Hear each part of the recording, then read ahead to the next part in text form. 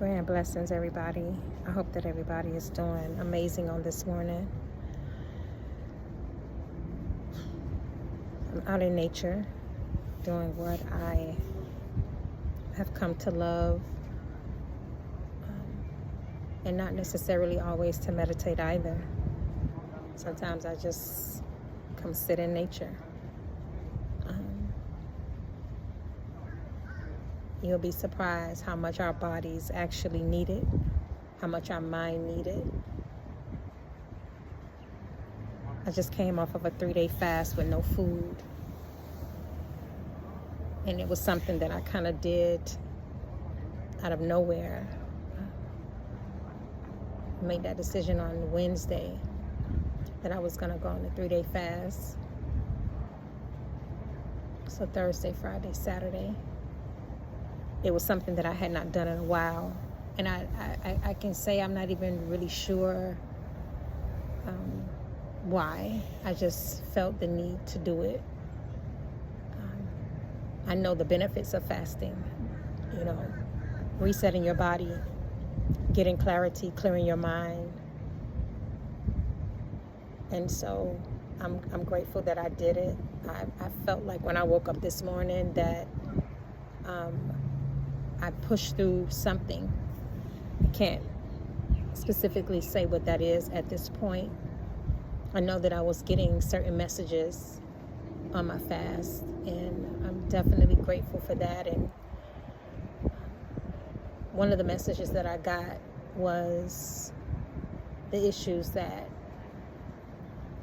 we have with our fathers, whether they were present, whether they weren't present. For some of us, it's really time to let go. Let go of what you thought should have happened, how you thought it should have happened, because it is a blockage. It is literally preventing you from being your full self, being the best version of yourself, because you are programmed to think that it should have gone a certain way. One of the things that I've realized that we get caught up in is, thinking something should have been done a certain way just based on society, just based on how they say we're supposed to be socialized. And I'm not negating the pain. I'm not negating the hurt. What I'm saying is that you've been carrying it for a long time, and some things are deep rooted, and it is really preventing you from being present in relationships and friendships and family, because somewhere deep down in the subconsciousness, you're holding on to it, So, I would suggest writing down the emotions that you feel for your father, and not denying them, but honoring them, allowing that inner child, that little boy, that little girl, to grieve and have that space to have a voice.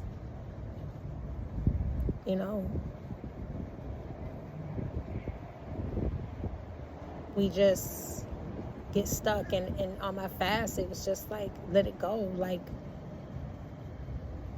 Actually, what are you actually even holding on to? And why are you holding on to that? And that misguided pain, that misguided hurt is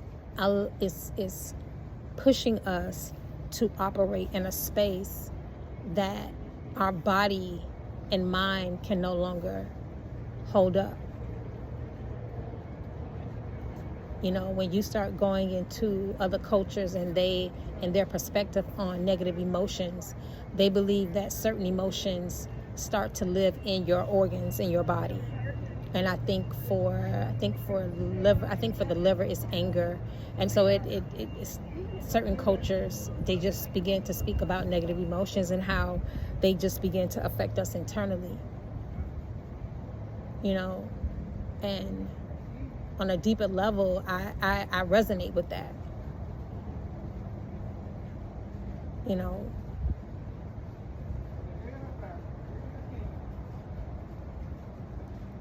We can't change the past, but what we end up doing is dysfunctionally allowing it to rule our lives. Some of us, and we're not even aware of it, because we've been doing it since we were a little boy or a little girl, and this is the way that we guard ourselves. This is the way that we put on these defense mechanisms, and it's just at a point now you're trying to figure out what's wrong. I don't know what's wrong. I keep crying and I don't know why I'm crying. I just feel this way. I feel that way, because you have emotions that are trapped.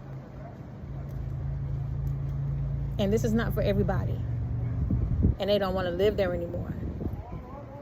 So if you are in a space where you feel like this message, this conversation is for you, I'm asking you,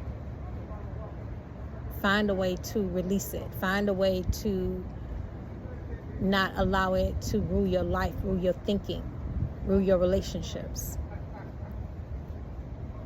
Sometimes we'll have daddy issues, and that will cause us not to be able to connect in our marriage or our friendships or other types of relationships, and this context of daddy issues are only ascribed to females is a lie, because males also have daddy issues. So find a way to love yourself in this space,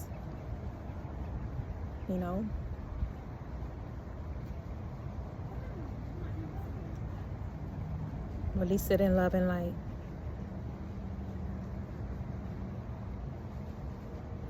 And until next time, Ashe.